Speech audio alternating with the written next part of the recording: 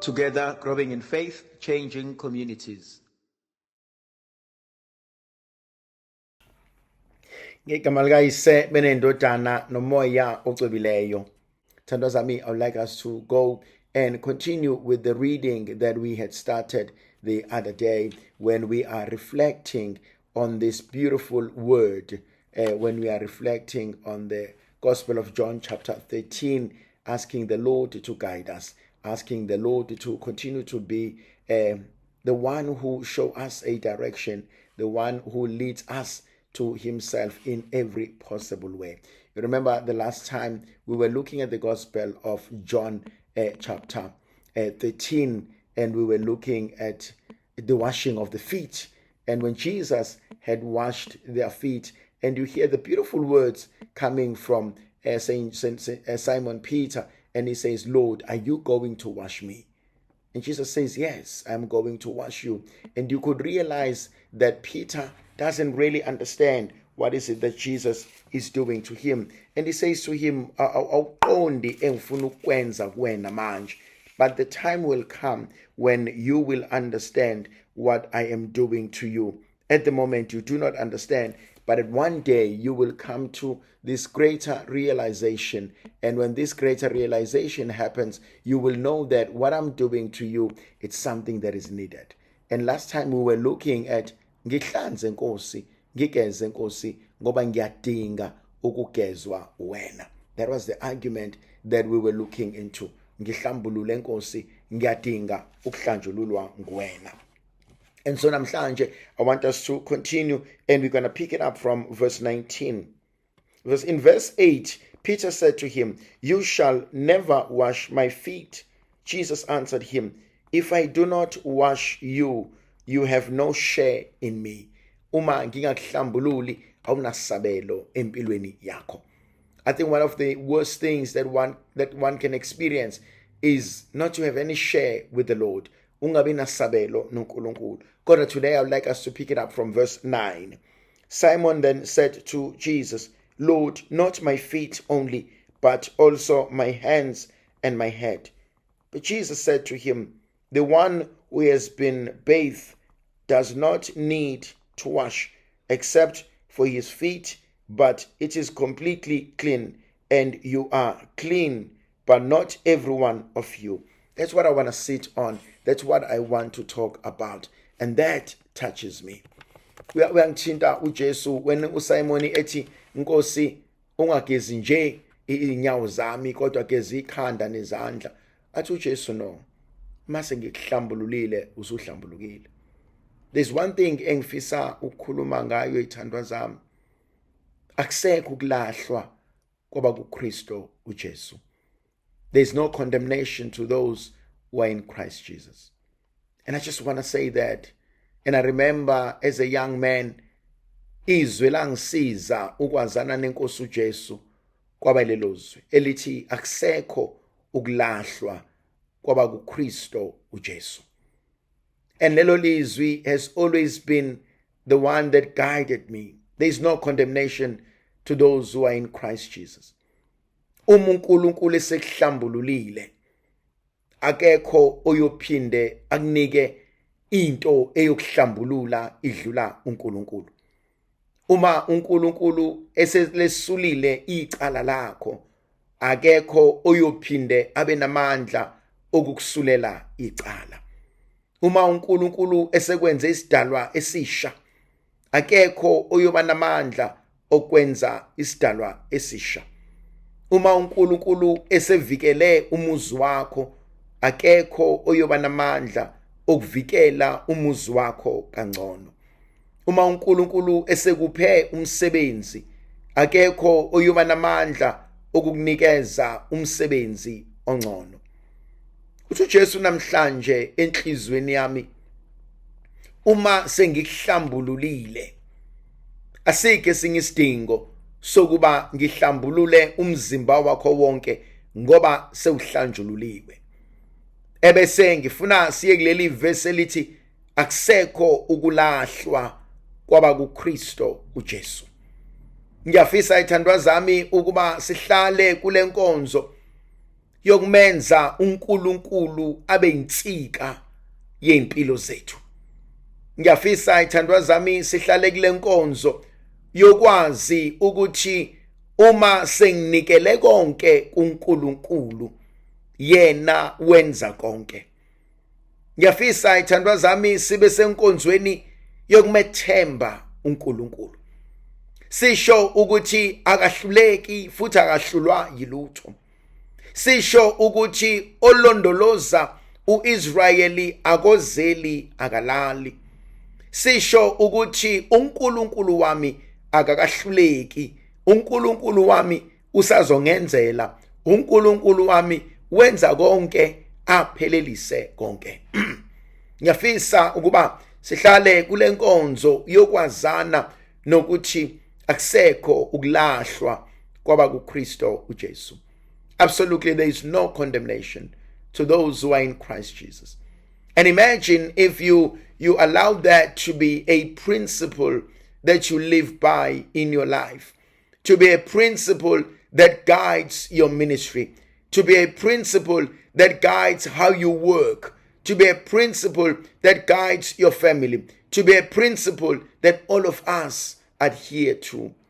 There is no condemnation to those who are in Christ Jesus. Athi meyibhala exoxa lento umpostoli Pauli athi akusekho ukulahlwa kwabaKristu Jesu ngoba sesizidalwa ezintsha. Andila engithinteka khona kakhulu namhlanje methu uJesu kuSimon Peter athi you no longer need to be cleansed because you are already clean. Sewisidalwa esisha. Yabona ithandwa zami lenkonzo ike yashunyayelwa sangayinaka. uNkulunkulu uyayithatha into engelutho ayenze utho. uNkulunkulu uyamthatha umlahlwa amhlalise nabakhethwa. uNkulunkulu uyamthatha umadakane amhlalise nabahlanjululiwe. uNkulunkulu uyayithatha into yokugcina ayihlanganise nezikhethwa zokuqala. uNkulunkulu uyamthatha umalambane amhlalise nabasuthayo. uNkulunkulu uyamthatha ohlezi ekhala amhlalise nabajabulayo. uNkulunkulu uyamthatha owaziwa njengomlotha amhlalise nomuntu othandwa akhonzwe abantu. uNkulunkulu uyayithatha into engelutho maqedane ayenze utho. Namhlanje kuseni ngisafuna ukuthi likhona ithemba lokuthi uNkulunkulu usangangisindisa. Likhona ithemba lokuthi uNkulunkulu usangangilungisela. Likhona ithemba lokuthi uNkulunkulu usangangilwela. Likhona ithemba lokuthi uNkulunkulu akalahlani. Likhona ithemba lokuthi abantwana bami basangaba ngcono. Likhona ithemba lokuthi nalonyaka uqala kusangenzeka imangaliso ngoba akukho ukulahlwa kwaba kuKristo uJesu. I just want us to remember that there is no condemnation to those who are in Christ Jesus. Inkosi uJesu isangasiza. Inkosi uJesu isangasinikeza icebo elisha. uNkulunkulu usangasinikeza the original plan.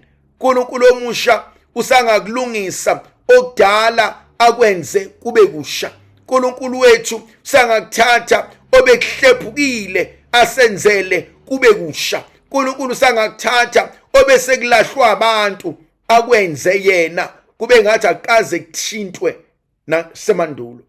Bengifuna ukusho namhlanje ngithi akusekho ukulahlwa kwaba kuKristo uJesu. Bengifuna ukusho namhlanje ukuthi noma ungazibukela phansi kanjani, bengifuna ukusho namhlanje noma ngazibuka njengesehluleki, bengifuna ukusho namhlanje noma ngaba inhlekisa emehlweni abantu, bengifuna ukusho namhlanje noma bangenza ama examples ngathi, bengifuna ukusho namhlanje akusekho ukulahlwa kwaba kuKristo uJesu. Bengifisa masiqala lonyaka, bengifisa maqala leli viki, bengifisa maqala lolu suku sisukume ukuthi ngolesihlanu sahamba kunjani emsebenzini, ukuthi ngolesihlanu sagcina na kunjani, ukuthi izolo ngilale nginjani. Bengifuna ukuthi namhlanje usuku olusha, namhlanje usuku lwesibusiso, namhlanje usuku lokuqala, namhlanje usuku lokuthi ake ngisukume, namhlanje usuku lokuthi ake ngikhipha amakhizane, namhlanje usuku lokuthi ngiyamethemba owangifele eCalvary. Bengifuna ukusho namhlanje uJesu ethi kuSimon Petrus athi mfana wami mase ngigezile inyawo awudinga ubugeze ikhanda nezandla nomzimba ngoba mina sengikuhlambululile. Ingakho ngithi sithandwa sami akusekho ukulahlwa kwabaKristo uJesu. There is no condemnation to those who are in Christ Jesus. Yes, emehlweni abantu ngingaba inhlekisa. Yes, emehlweni abantu ngingaba inhlekisa. Yes, emehlweni abantu bangenza noma yini abayifunayo, kodwa bengifuna wazi namhlanje ukuthi khona lenkonzo uNkulunkulu angibizela yona, khona lenkonzo uNkulunkulu asibizela yona, inkonzo yokukhohlwa okudala.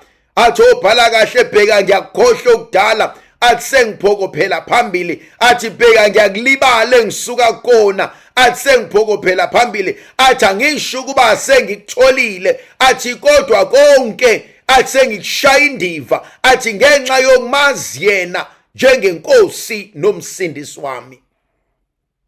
Khona lenkonzo uNkulunkulu engimuzwa esibizela yona. This is the beginning of a new lifestyle. This is the beginning of something new. And I want us to do it not for anyone else, but for ourselves. It is not that we want to please someone. It is not that we need to show off to someone. It's because we are tired. It's because we are exhausted. It's because, like St. Paul, to whom shall we go? For you, O Lord, have the words of eternal life. Kwesinye isikhathi impilo yakhathaza. Kwesinye isikhathi impilo ibanzima. Kwesinye isikhathi siyafisa sengathi singabuyela embhedeni singavuki. Kwesinye isikhathi siyafisa sengathi abantu bangasikhohlwa. Kwesinye isikhathi siyafisa sengathi singahlala sibaleke. Kwesinye isikhathi siyafisa sengathi singangaphuma nasendlini. Kwesinye isikhathi siyafisa sengathi sikangabonana nabantu. Ngoba impilo kwesinye isikhathi ibanzima. Ngoba impilo kwesinye isikhathi isinikeza ibhakela esingakwazi ukubhekana nazo. Ngoba impilo kwesinye isikhathi isibukanisa nabantu. Kwesinye isikhathi it can be a lonely life. Hambe uyishutheke kubantu, hambe wenza izinto, hambe ufuna ukuba abantu bakuthande, and only to realize you come back home bruised and hurt. Kwesinye isikhathi impilo ibanzima. Kwesinye isikhathi abantu oyitshela ukuthi ufuna ukuhlala nabo, philisane nabo, abafunela utho ngawe. Kwesinye isikhathi abantu obuyitshela ukuba nehambisana nabo endleleni, bona bakuphendukele namhlanje. Kwesinye isikhathi abantu obuyitshela ukuthi yonke into oyenzayo uyenzela bona, namhlanje bakuphendukele. Kodwa bengifuna ukuthi wena namhlanje akusekho ukulahlwa kwabaKristo uJesu. Bengifuna ukuthi mina nawe sithandwa sami namhlanje kusayinkonzo yokubuyela enkosini. Namhlanje kusayinkonzo yokulahla konke. Namhlanje kusayinkonzo yokumethemba uNkulunkulu. Namhlanje kusayinkonzo yokuthi inkosi iqala kanye nami. Namhlanje kusayinkonzo yokuthi inkosi ngiyesaba kodwa inkosi ithatha isandla sami. Namhlanje kusayinkonzo ethi inkosi ngenzela umusa. Ngoba impilo kwesinye isikhathi ibanzima. Sometimes life can be lonely. Sometimes life can be frustrating. Sometimes life can be difficult for a single parent to raise the children and to look after the household. Sometimes the finances can be so much. Sometimes it can be difficult. Nihlala and realize ukuthi you are buried in debt.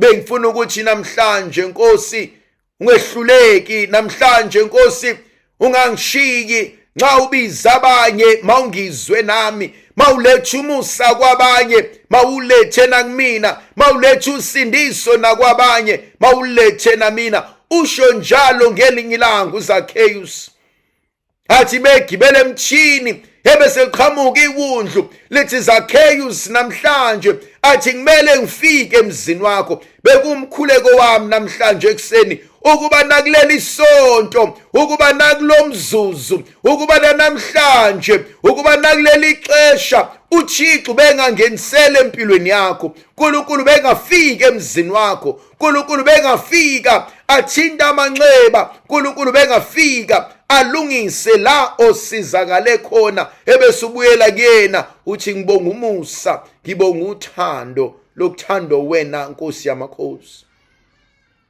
Namhlanje bekusawumusa, namhlanje bekusalixesha losindiso, namhlanje uNkulunkulu besangawenza umsebenzi, namhlanje uNkulunkulu bengasenzela esihlulekayo ukuzenzela thina ngobuntu bethu. Namhlanje uNkulunkulu besangasilwela amacala esibekwe wona. Namhlanje uNkulunkulu besangasilwela eyithene ezizaziyo nesingazazi. Namhlanje uNkulunkulu besangayivikela imisebenzi abafuna ukusikhipha kuyona. Namhlanje uNkulunkulu besangasinikeza amandla okuba siqhubeze abantwana bethu. Namhlanje uNkulunkulu sangaphuma nathi masiyofuna umsebenzi. Namhlanje uNkulunkulu sangaphuma nathi masiyofuna amathuba okufundisa abantwana bethu. Namhlanje uNkulunkulu sangaphuma nathi masiyofisa abantu abazosiza siqhubeke nempilo bengcono. Namhlanje uNkulunkulu besangaphuma kanye nathi. Bengifuna ukusho ithandwa zami ukuthi olondoloza uIsrael akozeli akalali. Bengifuna ukusho ukuthi namhlanje sangawenza umehluko. Yangithinta mina uJesu methi Simoni kaJona athi ngoba sengikuhlanzile inyawo zakho athi awudinga ubuhlanzeke nakokunye. Bengifuna ukusho ukuthi uNkulunkulu mesenzile hathi okhuluma kahle, hathi uvala iminyango, abantu abathe ngeke ivaleke kodwa mase uvalile umnyango akekho kwazi ukuvula. Ingakho uJesu wami uma ngimthanda, ingakho uNkulunkulu wami engimthandayo uma vula kuvaliwe. Uthi mase khulumile akekho namandla okumphikisa. Uthi mase vezile akekho namandla okumnqanda. Uthi mase kubusisile akekho namandla okuqalekisa. Uthi mase kuphilisile akekho namandla okuletha ukufa phekwempilo yakho. Uthi mase vakashela umuzi wakini akekho namandla okudlalela emzini wakini. Bengifuna ukusho ukuthi ngiyayazi leyo ndoda. Bengifuna ukusho ukuthi ngimbonile eyindoda yeqiniso. Bengifuna ukuthula ubufakazi ukuthi yonke leminyaka ngimbonile ngithwala. Bengazi ukuthi futhi nawe usangakuthwala namhlanje. Khona into eNkulunkulu ngambulele yona uma siqhubeka ku verse 10 athi the one who has been bathed does not need to wash. Osehlanjiwe akadingi ukuhlanjululwa because you are clean, but not all of you are clean. Not all of you are clean. Akunina nonke kodwa enihlanjululiwe. For uJesu knew whom he was talking about. He knew the one who was to betray him. That's why he says not all of you are clean. Yangithinta leyo nkonzo. Uthi khona abanye abantu abangahlala emanzini bonke badle basuthe baphuze kodwa yena akhale ngendlala nangokoma. Khona abanye abantu ekhaya uthola ukuthi sonke sihappy kodwa yena yedwa ahluke kulomndeni. Khona abanye abantu emakhaya uthola ukuthi siyazwana siyathandana kodwa yena yedwa uyena phaka impi noxova umndeni. Khona abanye abantu noma ngathiwani bathanda kangakanani, nibanakekela kangakanani, nibenzela umusa kangakanani, kodwa bona bakwazi ukuthanda ngoba kunezimpi ababhekene nazo uqobo lwabo. Bengifuna ukuthi sithandwa sami, kwesinye isikhathi noma ngathiwa ikuphi okuhle ofuna ukwenza, khona omunye umuntu ongeke umsuthise, khona omunye umuntu ongeke anele, khona omunye umuntu who doesn't know when it's enough. And uJesu namhlanje uyakhala uthi senginihlambulule nonke kodwa ukhona ongahlambululekanga, senginigeze nonke kodwa ukhona ongagezekanga, senginithande nonke kodwa ukhona ongalamkelanga uthando, senginibusise nonke kodwa ukhona osanomona, senginixolele nonke kodwa ukhona osanenzondo. Ya thandwa zami, kwesinye isikhathi kumele sivume ukuthi khona abanye abantu engihlezi ngithi mina ba-bottomless, umgodo ongagcwali. Khona abanye abantu, no matter how much you want to love them, they can never receive your love. No matter how much you want to save them, they will kill you in the process. No matter how much you want to understand them, they don't want to be understood. Khona abanye abantu who just don't want anything good. Khona abanye abantu iningi labo lilimele. Noma ngathi ufuna ukulisiza kangakanani, lincamela ukophela kuwena, uthi uyalithunga libe liqaqa umthungo, uthi uyalelapha libe lizilimaza, uthi uyalihlanganisela kube yilona elihlakazayo. And I call them bottomless people. They never have enough. Siyawuswela umusa kaNkulunkulu. Yabona khona ama moments where you will blame yourself. Kukhona la ngenzi khona kahle. Kukhona la usibanibane ngimlimaza khona. Kukhona la lolu hlobo lwabantu ebengimele ngilenzele. You realize ukuthi you go all out. You realize ukuthi vele usibanibane uhleze wenzelela because uyazi ukuthi you can have this for everyone and everyone will be okay except usibanibane. And so you always go an extra mile. Yabona lento ifana nomzali owazi ukuthi usibanibane unesibhono, usibanibane akasheshi ukusutha, umzali uzophaka kodwa esalokuyana sithi uqonga kancane ngoba uyazi ukuthi vela akasuthanga, noma uzobaphakela bonke abaphakele bonke badle kodwa abuyamnikeza usibanibane athi hayibo kusalile ukudla ngoba uyazi ukuthi usibanibane akasuthanga. Kodwa nasempilweni khona abanye abantu abangasuthi. And the sad part is you start blaming yourself. Ngongasuthi kwabanye abantu.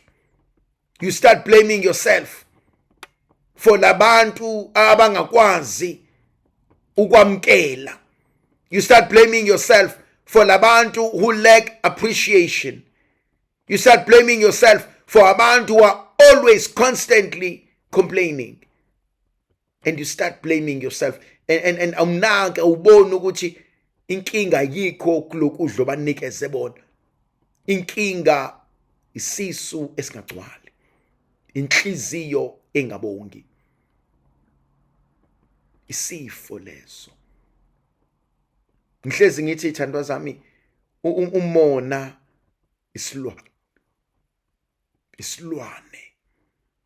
Ungabongi isifo, ukugula. Khona abantu abangagcwali. Khona abantu abanganeli, abaneliseki. Even nasemndenini yethu. Uthola ukuthi umama, ubaba, umalume, uaunt, ugogo, umkhulu, it doesn't matter. They keep wanting. They keep wanting. hayibo awungiphanga ukuthi wena, hayi anginikanga ukuthi wena, hayibo wena wondliwa yimina, hayibo wena wafundiswa yimina, hayibo phela ngiyakuzala, indaba ungangenzeli ukuthi, indaba osibanibani ubenzela ukuthi. You realize ukuthi labo bantu abasuthi.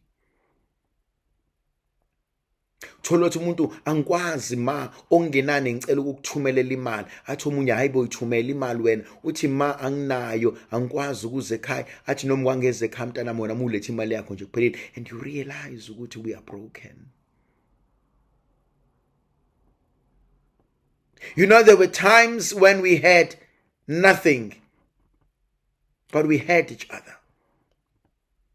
Kona omunye umuntu okujezisela ukuthi ubonile ukuthi unakho. Hayi ngibonile ukuthi unayo imali. Hayi asiqedela sidleni sonke. Ngibonile ukuthi ubonasile, asikudleni konke. Ngibonile ukuthi uphethe ukuthi asiqede okwakhe eqala. Khona abanye abantu abadli ngoba nakho belambile, abadli ngoba nakho bexakekile, badla because bafuna kuphela kwakho. My God, that is sad. That is so sad. Abadliswa indlala. Abadliswa ke nanokuthi kumnandi, badliswa ngumona. Labo bantu ngiyaye ngithi mina bayaxhaphazana. Ngiyaye ngithi mina umuntu onjalo uyaxhaphaza. Akadliswa indlala. Akadliswa ukuthi kwaze kwamnandi, ngaze ngakhalela. Udliswa umona. And the only time asutha ngayo, the only time adela ngayo, mase kuphelile. Yabona sisayingane, wawufika unika ingane into mayisiphelile bese uthi do phelile. Khona abantu abanjalo, they are adults but they are still stuck in that stage. Babazoze bajabule mase kuthiwa do sekuphelile. Yamazi umuntu oboleka imoto kuwena ino petrol full tank, ayisebenzise ayibuyisi empty, aqede azofuna imali noma aqeda expect umgodukisi. Ubulwane lobo.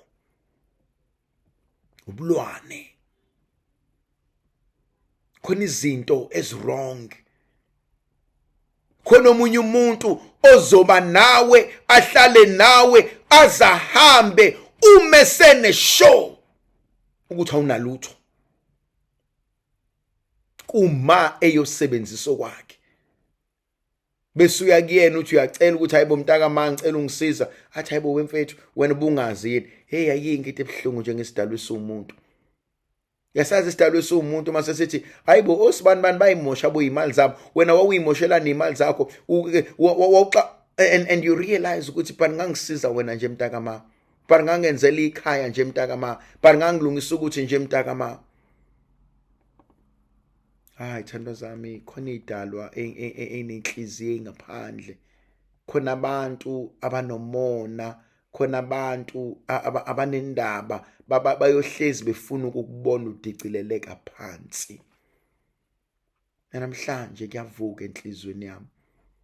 Akusibo bonke abahlanzekile. Akusibo bonke abahlambululekile. Akusibo bonke abakuthandayo. Akusibo bonke abafuna ukukubona usimama. Akusibo bonke abafuna ukwakha kanye nawe. Khona abanye abafuna ukudibhiza. Khona abanye abafuna ukulimaza lokhu wena ofuna ukwenza. Akusibo bonke abafuna ukwakha kanye nawe. Akusibo bonke abafuna ukunibona nisimama. Akusibo bonke futhi abafuna ukubona umuzi kama wakho uvuka ngelinye ilanga. Akusibo bonke. Bona khona lento ithandwa zami eyenziwa ama siblings. Anomona kwesinye isikhathi amanye ama siblings. So even wena ma ukuthi ufuna ukwenzela uma wakhe into enhle, ayigxeke afuna yenzelwe yena yedwa. Ayigxeke uma uqhubeka uyenza afuna uqinisekisa ukuthi uzobenefita naye ngoba enhlizweni yakhe, engqondweni yakhe akafuni ukubona kukhona into enhle oyenzela umzali wakho. Umona hayi umntaka makayidingi lento. Hayibo, ungaze umthengele umbhedo omusha. Hayibo, hamba umthengela lapha emasekenini. Hayibo, ungaze umakhela umuzi. Hayibo, ayikho inkinga. Woza wena usimenzelelana ekhaya engwamenze. Hayibo, ungaze wakho umuzi. Hayibo, woza wena uzolungisa la kagogo. Hayi wena ungaze uthenga imoto umncane kangaka. Hayibo, khuleka wena indaba unga-ubharish. Yonke lento ay-advise ngayo wena ay-advise ingane zakhe. Yonke lento athi wena yenze uyenzele umzali wakho, akusona istory asikhuluma kubantu abakhe. Yasemndenini khona abantu abahlezi befuna kugqame bona, bahlezi befuna kuphakame bona, bahlezi befuna kunconywe bona nezingane zabo. Kodwa makuthi kuzokwenziwa kudadewabo nakumfowabo abafuni. Kodwa makuthiwa kuza kubona bajabula baze babhuquze phansi. Akusibo bonke abahlambulukile. Ibhlungu lento. Angifuni ukuthi akusibo bonke odla nabo abadla ngezandla ezihlambulukile. Akusibo bonke odla nabo abakuthandayo. Akusibo bonke obahlekisayo abakujabulelayo. Akusibo bonke. Siyamdinga uNkulunkulu asinikeze lokuhlakanipha ngelinye ilanga ake akunikeze uSolomon.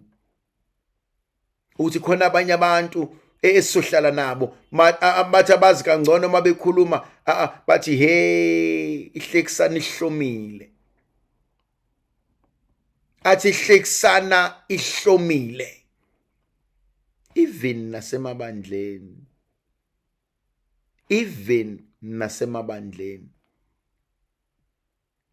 ihlekisana ihlomile.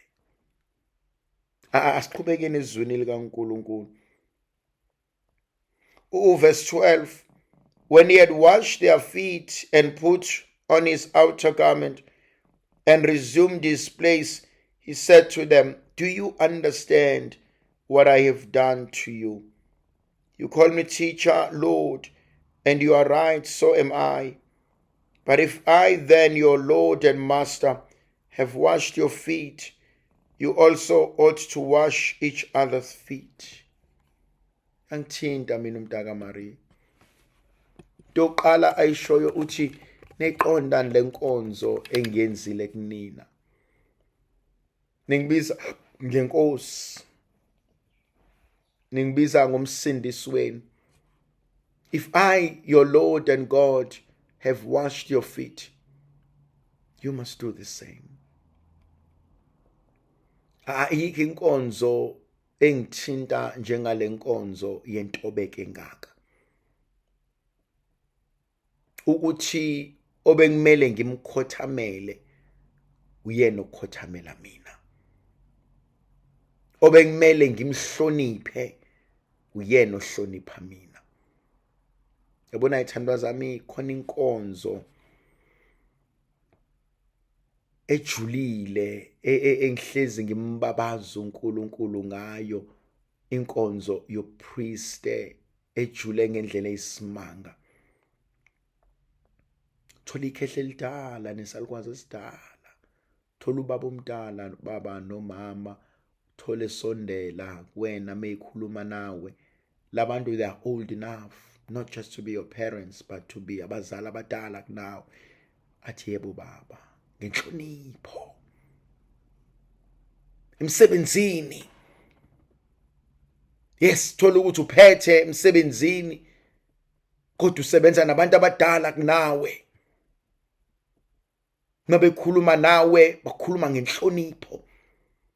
Mabengene ofisini lakho bona abakhehla amadala ekhumula igqoko, ubone efuna ukuguqa, ubone ekhuluma nawe mawuzalwa ekhaya eliphilayo shawa amahloni ukuthi hayi baba wami sukuma, hayi baba wami, hayi mawami, hayi ungayenzi lento, ubone ukuthi ayibo nangu umuntu omdala wazwa ngihlonipha, ebekumele bekuyimina ebengimele ngihloniphe yena. Yabona kunabantu abadala, kunabantu abenza into eyinhlonipho izikushayise ngamahloni. Kube khona nontanga ozokuhlonipha uzushawa amahloni and ubona ukuthi iyamangaza lento.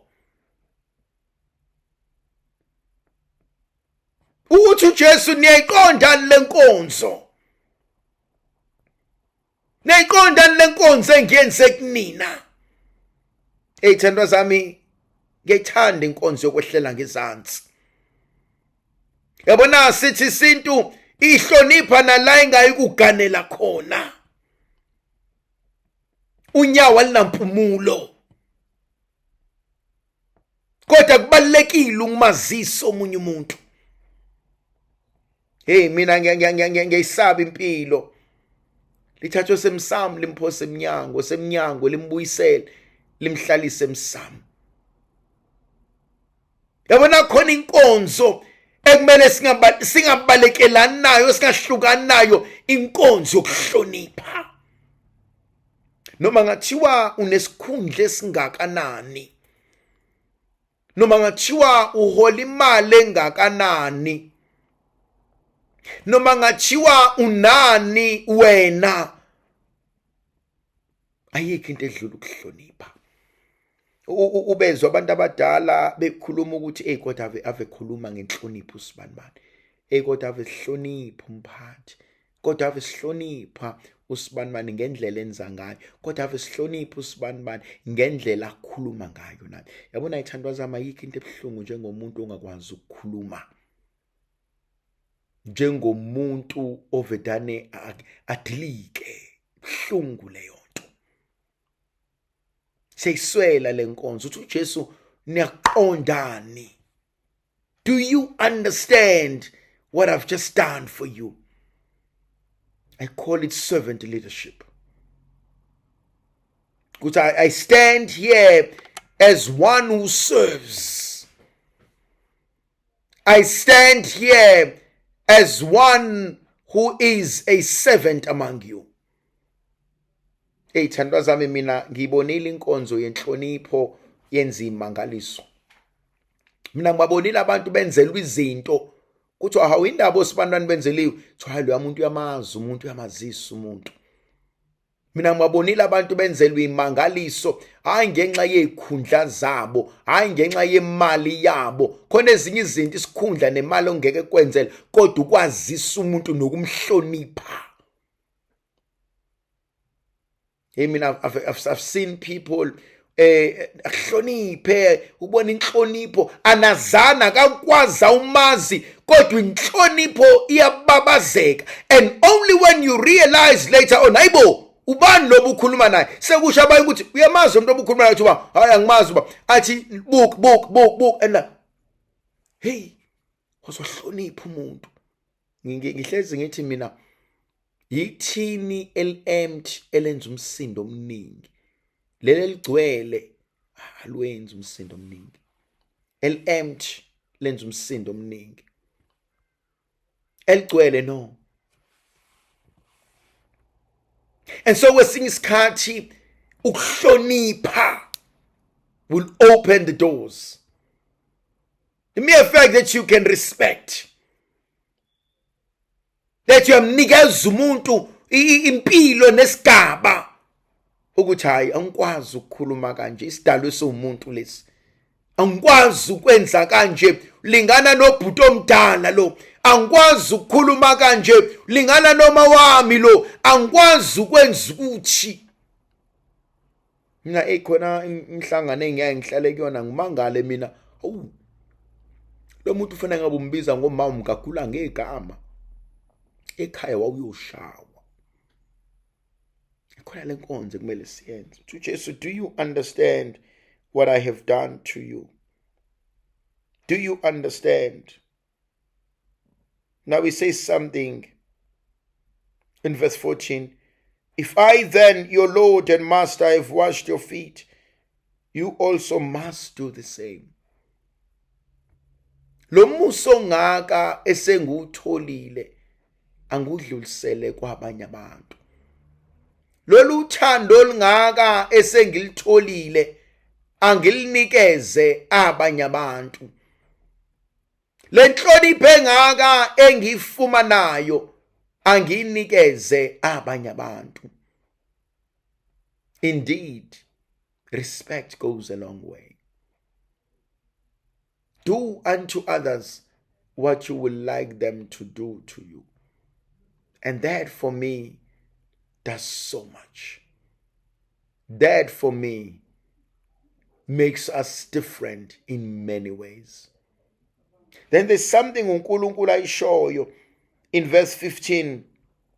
For I have given you an example that you also should do just as I have done to you. Truly, truly, I say to you, a servant is never greater than his master, nor is a messenger greater than the one who sent him.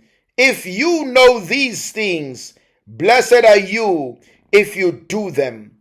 I am not speaking of all of you. I know whom I have chosen. I am not speaking of all of you, but I know whom I have chosen. For scripture for scripture to be fulfilled. He who ate my bread has lifted his heel against me. Nalenkonzo uNkulunkulu angithinta ngayo engifisa ukuba sihlale kuyona. A servant is never greater than his master. Thandwa zami, I'll never be greater than my family. Bona banginikeza impilo. Ngeke ngibe ngcono ngidlula umndeni wami. Yes, ngingaba successful. And you may be the only one in your family who is successful. But please God, you must never ever undermine your family. Yes, in marriage, you may be successful, but never ever ever ever undermine your spouse. In life, you may be successful, but never ever ever undermine another person. In your success, let no one suffer because of you. Write that down as your word for today. In my success, let no one suffer because of my blessings. In my success, let no one suffer because of my blessings. That's your word for today. In my success, let no one else suffer because of my blessings. In my success, let no one else suffer because of my blessings. Kukhona konke uNkulunkulu angibusisa ngakho. Abantu bangahlukumezeki ngey'busiso zami. In my success, let no one else suffer because of my blessings. Angathi mase nginakho konke bese ngihlukumeza abantu. Angathi mase ngizibona sengiachivile ebese abantu bakhale ngami ukuthi usibani engakafundi kwakuhlaleka naye, engakayitholi promotion kwakuhlaleka naye, engakabi nemali engcono kwakuhlaleka naye. Let no one else suffer because of my blessings. Let no one else suffer because uNkulunkulu usengibusisile. Simcela uNkulunkulu asiphele inkonzo yokuthobeka. Let your success speak for you, not your mouth. Let your generosity speak for you, not your mouth. Let your humility speak for you, not your mouth. Sesikuphetheni Kuthi uJesu, I am telling you this in verse 19. I'm telling you this now before it takes place, that when it does take place, you may believe that I'm He. Truly, truly, I say to you, whoever receives the one I send receives me, and whoever receives me receives the one who sent me.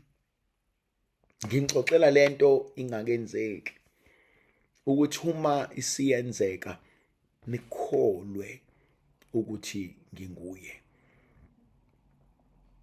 That touches me. uJesu is washing their feet before Judas betrays him, and he knows Judas will betray him, but he still washes his feet. uJesu shares the bread with Judas, knowing Judas will betray him, but he still shares the bread with him.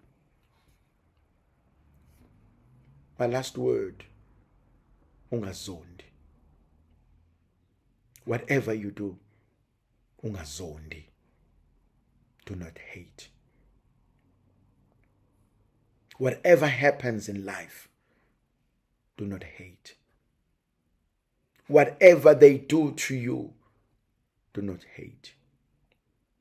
Yabona thandwa zami, akusibo bonke abantu abazol understanda icebo likaNkulunkulu ngempilo yakho. And I always look at that and I always say, whatever happens, Lord, bankosi ngiyacela ngazondi. Noma ngathiwa hlobo luni lwesimo, kodwa Nkosi ngiphi isibindi ngingazondi. Noma ngathiwa hlobo luni lwenkinga nenkathazo, Nkosi ngiyacela ngingazondi. Ungazondi. Not everybody will understand what God is doing in your life. Not everybody will understand inhloso kaNkulunkulu. Yabona, sometimes ngiyangihlale ngijule ngizindle ngibuke uPaulos eSaul. In his mind, he was convinced. He was convinced and he was ready to kill in the name of God. And in his mind, he believed ukuthi the people of the way. He believed ukuthi Jesus was wrong. In his mind, he was convinced. And khona abantu abanjalo, they are convinced. They are convinced ukuthi you and I are wrong. But whatever you do, I beg you, ungazondi. You will hear things. They will tell you things. They will do things to you. Ungazondi, mcela uNkulunkulu, Nkosi ngipha amandla nesibindi ngingazondi. Do not hate. Hate is a strong word and it is a strong feeling. Don't do it. Even at work, they may not get you. They may not understand you.